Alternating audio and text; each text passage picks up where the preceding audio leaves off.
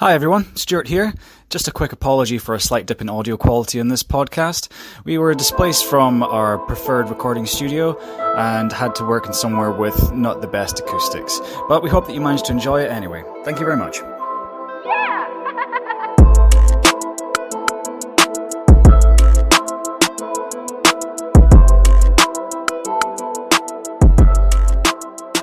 Hello and welcome to the Fourth and Forever podcast, where today we are continuing with our series on draft needs for each NFL team. So we're looking to spend about 20 minutes per division, so that's about 5 minutes per team. And today we're talking about the NFC East, so that is the Dallas Cowboys, New York Giants, who we've already spoken at length about, but we'll go for it again, the Philadelphia Eagles and the Washington Redskins. So let's start off with the Dallas Cowboys, who do not have a first round pick, so what?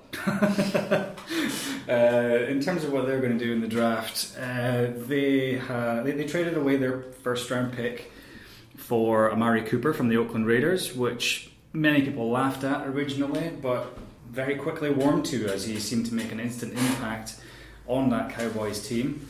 And the Raiders were happy just to pick up another opportunity to draft the next big thing. In terms of needs for them, they've got a few: safety, defensive tackle, tight end and wide receiver is what we've got down as. But if you're not picking until the 58th pick in the draft, what can you do to get a talent there? Like, who's available? There's not going to be much, to be honest, but Dallas did what they needed to do in getting Cooper. I think that it was Jerry Jones. He may have overpaid. I don't know if he really did. And when they were playing last year, they couldn't get Elliott free because they were playing 10 in the box the whole game because no one could catch a pass on the outside. Yeah. So they bring in a wide receiver, they spread the game a bit more, and they start winning. And then, did they end up winning that division? Yeah, they did. They did. So it was a good move. To me, like, if they wanted to win last season, it was a good move. You take that consequence that you don't have a pick now, but you do have a first-round talent in Cooper on your team. Where do they go? They could go anywhere with the 58th pick. I mean, yeah, well, like, I think it depends on the best player available at that time. Oh, of course, but you could say that about any pick, really. But they, like, this is what I mean. They could really just say, even if it's say a cornerback, we'll take the best player. Of course, we did mention tight end there, but they are getting Jason Witten back, the former analyst turned tight end. You know, I wonder how that's going to work out for them. I'd assume it's going to work out better than his analytics career, which was, to say the least, dire. I'll maybe see if I can slip in a quick sound clip of some of his best-ofs through the course of this bit here. I'm giving myself some extra work. Kelsey's on the edge, protecting, but Ibukam was able to see that protection. San Francisco cannot kick themselves in the foot like that. Big old knee brace on, hitting the wrist, it doesn't matter. He pulls another rabbit out of his head. Definitely a better tight end than he is an Allen. And he'll be a big body for Dak to get the ball out too quickly. I think with Dak's issues of fumbling the ball when he gets hit, he's got a very similar frame to Cam Newton. Stand up, think you can take the hit, get pressure, get hit, lose the ball, then your defense is on the ropes. I think with Van Der Esch and a few of the other guys they have on defense, my focus would be on getting more talent on the defense. I think a lot of NFL teams are going this way. Let's build a really cheap, young defense, grow with them, and then as long as the offense can put 28 points up, we're going to win. We'll probably win the game. And I think this is more likely to be the way they'll go, where Cowboys fans would probably want them to be a bit more explosive. They're just not going to have any real talent available to them to really make that. Like, they could get a Paris Campbell. That's potential, yeah. Might even get someone like, when's that 58th pick they've got? Maybe someone like Calvin Harmon from NC State. Some people say that Andy Isabella might fall that far. It doesn't look like it from the interest he's had. He keeps getting hype because he is so fast. And I've been listening to other people's analysis on this, and the guys on PFF made a fantastic point on Andy Isabella, saying that he's not what people think he is. If you think you're going to stick him in the slot and he's going to be a replacement for Cole Beasley or something in there, it's not really what he is. Like, he's a great straight line speed guy, but if you're putting him across the middle, that's not really where he belongs. But you can think of a really simple solution for it. The analogy that the PFF guys used was that, like in the old space race, there was all this millions and millions of dollars spent on designing a pen that's going to work in space, and then the Russians ultimately came out and said, "Oh, we can use a pencil." And so people are overthinking how to use Andy Isabella, where you can just like stick him there on a 5-yard out, and he's going to beat his guy. So as long as the ball's coming in accurately, you're going to make that play most of the time, unless there's someone covering that side. Stack's throwing it. Yes, that is the point. Because there's very little in the way of analysis we can do for Dallas's first end of the draft. What should we say? Just say, what do you think of Dak? Do you think that Dak is... I think Dak is great. The plays he made against Seattle were amazing. At the end of the game, he proved that he can take it. He just has to protect the ball better. He needs to get a few coaches in to really work with him. This is the issue that they have now, is because you don't have that many contact trainings.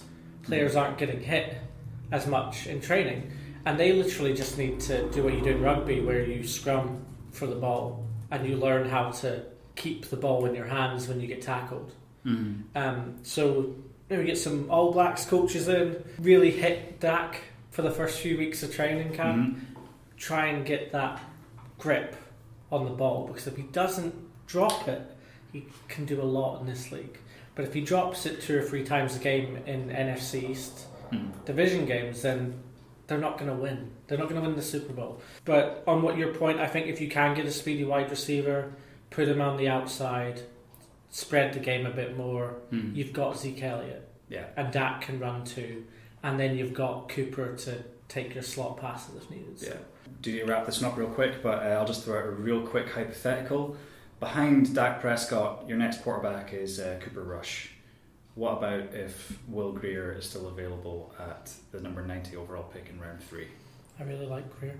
I know you really like Grier. That's why I said Will Grier. I didn't say anyone else there. He does seem like a Jerry Jones type of player. Yes. But they've got to make that decision really quick, because do they not need to either franchise tag or pay Dak at the start of this year, or at least start those conversations so that this year doesn't become a waste because he's not thinking about the team, he's thinking about himself. Well, if you could draft Will Grier and then you can give some competition, you can say, Dak, are you better than this guy? Or do we go with Will? I guess we'll see. Find out. Or we won't, because Will Grier won't be there, or they'll do something else. But if they do come back and listen to this, I called it. I didn't call it. I just, as a hypothetical. Anyway, moving on, and the next team that we have to talk about in the NFC East is the New York Football Giants, who we spent far too much time talking about last week, but we're going to keep going. How long have you got, Stuart? How long have we got? Oh, so where do you think that they might need a player, Darren? Well, they need a quarterback, Stuart. Never. But they've got this great guy, this 2 Super Bowl winning quarterback who can really sling it. Oh wait, sorry, it's not 10 years ago. It's 2019. Yeah, no, 2009. Some people were still trying to say that Eli Manning doesn't throw that bad a deep ball, but he doesn't throw a deep ball. Exactly. Just look at it. That's not. Oh, in training he's all right. Yeah, exactly. So of course we've got the Giants there. They're picking number 6 in the first round. Most people have them going for Dwayne Haskins, but it's not a certainty by any means, because no one really knows what the Arizona Cardinals are doing. No one knows where Kyler Murray is going. But we've already discussed that we don't think that Kyler Murray would be a good fit for that franchise. They have the 37th pick in round 2 and the 95th in round 3 from the Patriots to the Browns. Yeah, what's your take on where they're going to be going first couple of rounds? What should they be doing? What should they be building on? Well, I think they have lost the generational talent of their own choosing in Odell Beckham, so I think that you need to go... with 6, they just need to go with the best player available, and I don't think the quarterback's going to be the best player available. Oh. If it was me, I know where you're going. Trade for Rosen with my 2nd round pick. Pick up a defensive tackle or edge rusher or one of these generational defensive players that are available, like your Montez Sweats and your Gary's. He might be. He's generationally athletic. You know what Rosen is. You know he's smart. He's there. He's played games. He's played games on a terrible team as well. Yeah. So. Well, this is a terrible team. Yeah, so therefore he's got experience, he's got previous. I do agree that going for Josh Rosen would be the better idea. I do rate him above Haskins, even though he had that terrible start to his career. Wasn't Josh Rosen's fault. He's a quarterback who can still develop, I would think. Although a lot of people were saying that he hasn't really gotten better year on year. He's just kind of always been at the level he's at. But give him the right sort of coaching, and I do still think that he could be better than Haskins. In which case, if you're going for a different position other than quarterback with the 6th overall, is there any chance Nick Bosa slides, or would you go for someone like Josh Allen? Drafts are hard ones. They are. Because if the Jets trade their pick, then and there's every possibility that's going to happen. Haskins might go at 3, and then there will be a Josh Allen available. Whereas if the Jets take their pick at 3, I think they'll probably take either Williams or Allen there. So a lot of it depends on what's... Or Nick Bosa, because... above them, yeah. Yeah, because that depends, because we've already said that we think that San Francisco might take Quinn Williams. So if that's the case, and Arizona have taken Kyler Murray, then that does leave Nick Bosa and Josh Allen are still around about that vicinity. And then there's the whole conundrum of what's going to happen with the Oakland Raiders. Yeah, I think edge rusher is a big need for them right now, but there's so many big needs for the Giants. They're a franchise in a mess right now. This seems to be a bit of a trend now where teams are happy to, I've heard this term, organic tanking. People are saying that the Giants might be doing that. They're just kind of pressing the reset button, clearing out a lot of cap space and dead weight from previous coaching staffs, and the Dolphins doing that too. It does, but of course you have to be careful with this, because if you're seen to be tanking by the league, surely there's elements of competition that are going on there that paints a really, really bad picture. You can't have teams tanking, otherwise you get kicked out of the league. As I think discussions have been made about the Phoenix Suns in the NBA, I think it is. Having to move to Seattle, yeah. There's an issue with saying that we're going to create cap space by just not signing talent, and that is not allowed in the NFL. No. So people have been saying, people smarter with this stuff than me have been saying that teams like the Colts... Don't say there's anyone smarter than you. We're the best. Premier. We're so good at this. Yeah. We've got all our insider information. But teams like the Colts, they have all this cap space. But they shouldn't really have the cap space, because the NFL would more, and this is what the Players Association would want as well, is they should be paying higher first-year deals now to create team-friendly back-end contracts. So you say you pick up Justin Houston, for example, with the Colts with the space, so they pick him up for 16. With the cap space they have, people have been saying that they should be taking $50 million to Houston right now on the cap, and then next year giving him $1 million. And next year they have more cap space to sign more players. They should be spending the money. So I think organic tanking for cap space doesn't really work. Because I think any team in the NFL can create space to sign a player if they really want him. Yeah. They just need to keep signing probably the best player in each position and putting it together. Yeah, there's so many ways they can go. Like there's Greedy Williams. There's just so much talent for the Giants. And definitely going to have to cut you off there. We know, we talk about them far too much because there's so much to talk about in New York right now. Cut it off. Second round, they'll take a wide receiver because they've got to. They've got no one to throw the ball to.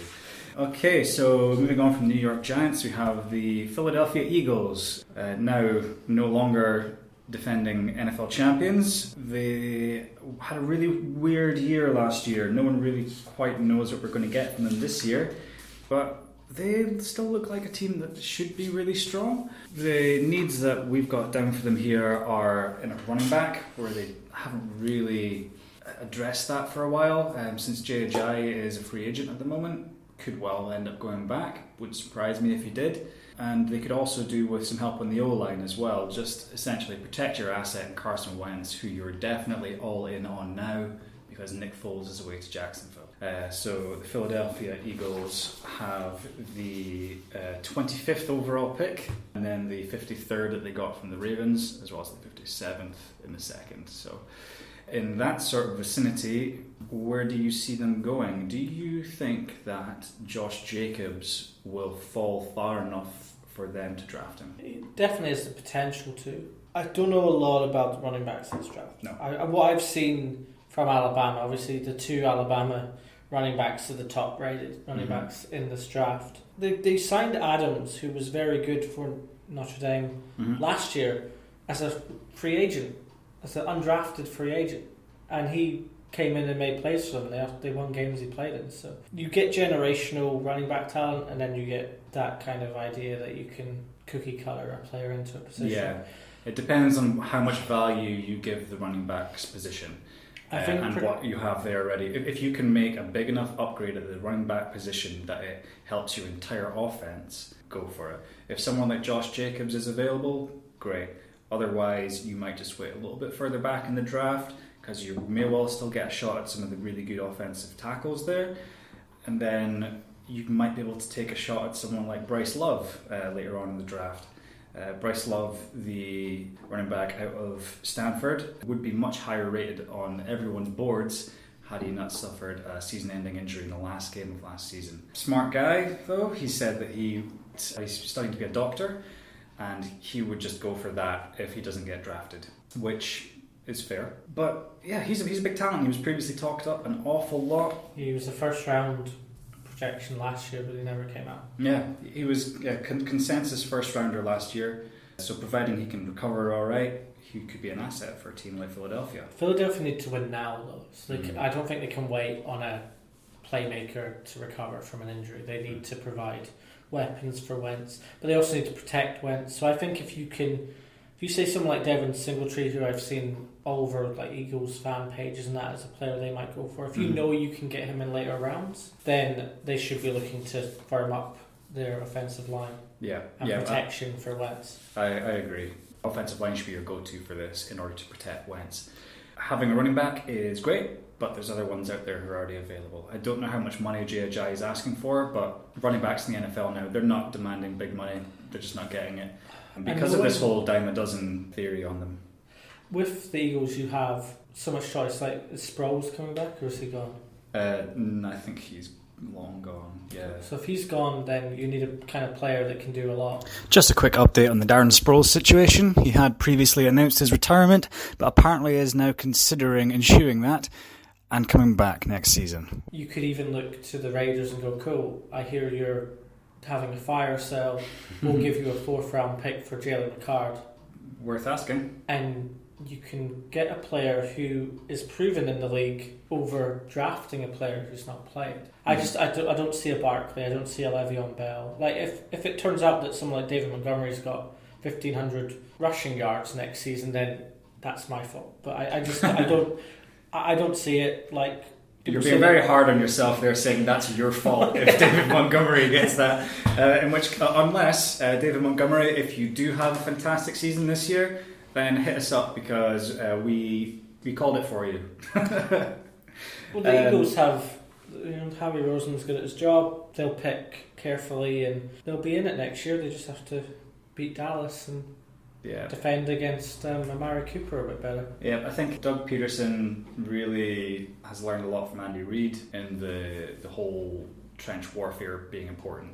So if someone is available to shore up that line, around about that time you could get the likes of Cody Ford, maybe Greg Little. Chris Lindstrom's a guard out of Boston College. He's been mentioned on a few pages. Yeah, they're not really short of options, even in that part of the draft. I think we spoke about it in the last podcast, but if your goal was to win the Super Bowl, they do need to make moves. But if their goal was to win their division, they're in a division with two dumpster fires and one strong team. So they need to do their absolute best to be able to compete against Dallas. And even that one strong team is still got a lot of question marks surrounding them. Moving on from Philadelphia, we have the Washington Redskins, and how you're going to analyse them, based on their quarterback situation, which is awful.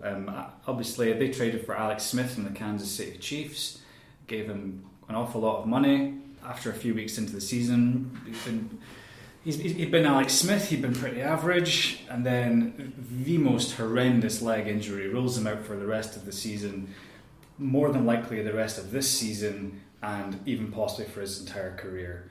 They don't really have anything behind him at the moment, so quarterback is a possibility for them. I don't know if they end up taking someone, their first pick at number 15 at quarterback, because they do have other areas to address, and you could probably still get someone like a Daniel Jones or maybe a Will Greer in the second or maybe even the third rounds.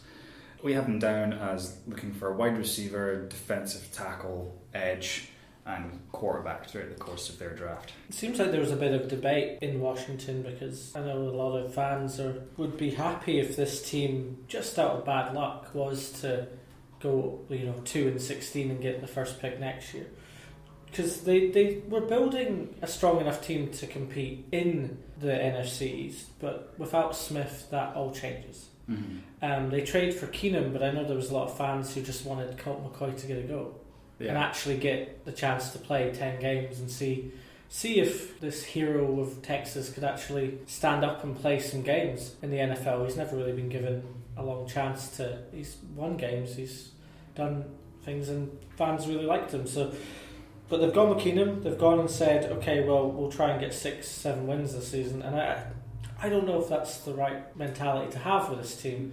Yeah, this pick will say a lot about where they see their franchise going this season. If they pick a linebacker, cornerback, edge rusher with that 15th pick, then they're saying that we've got Collins, we've got Norman, we'll have a first-round talent. We'll work off of that, and then we'll just hope that Keenum can be a good enough quarterback to steady the ship, which I think he is. I think Case Keenum never really got a fair shake of it. He wasn't the sort of money that Denver were paying for him. There is Washington also are only paying about $7 million. Yeah, that's fine. That's Case Keenum money. That's his level. That's where he should be. There's also talk about them going after Rosen. Alex Smith might never play again. If they wait, then that's another year they're going to have to spend not developing a quarterback.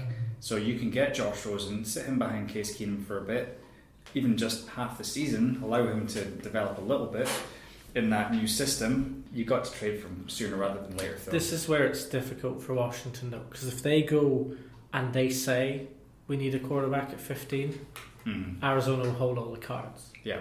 So you can't. They are not keeping that 15th pick if they come calling it Arizona. Yeah. The Giants, Arizona might be like, okay, cool, well, yeah, your second round pick will be fine.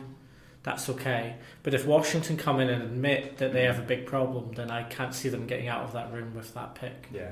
Well, we see Kyler Murray and Dwayne Haskins being off the board by this point, but the likes of Drew Lock out of Missouri and Daniel Jones out of Duke are both being mentioned there. It kind of makes sense. But if they don't go for quarterback, then what should they go for? They've let Jamison Crowder walk out the building, so they're looking a bit thinner at wide receiver now. Would they be one of these teams that might say that DK Metcalf can do it for them? Obviously, massive human being, real quick. Well, sorry, speedy, because he's fast in a straight line. But if you ask him to run a hook route or something like that, then you're gonna be waiting a long time. Your quarterback's going to get sacked. Would he be someone that they would go for? I think DK Metcalf will probably be off the board by then. I think someone's going to reach for him in the top 10. Yeah. To get that kind of generational talent. That's what we're talking about. People are looking at Gary and Metcalf and going, we can't pass up on these guys. These guys are ridiculously... And they've never been...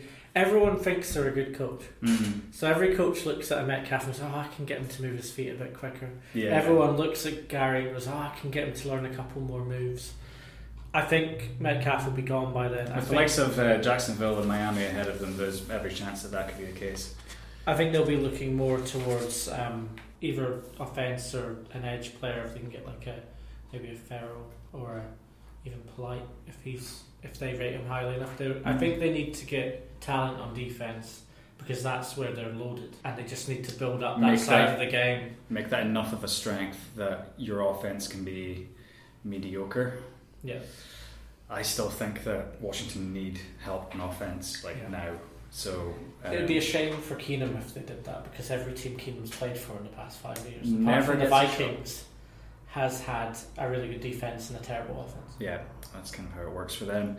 With that, that'll wrap up the NFC East for us. Tune in next time for another one of our NFC divisions. Or, well, I suppose it depends on what order you're listening to these in. You could well come in at one of the AFC ones. You might not be interested in the others. In which case, why are you doing that? Listen to all of our content, moron. Right, we'll catch you next time. Goodbye.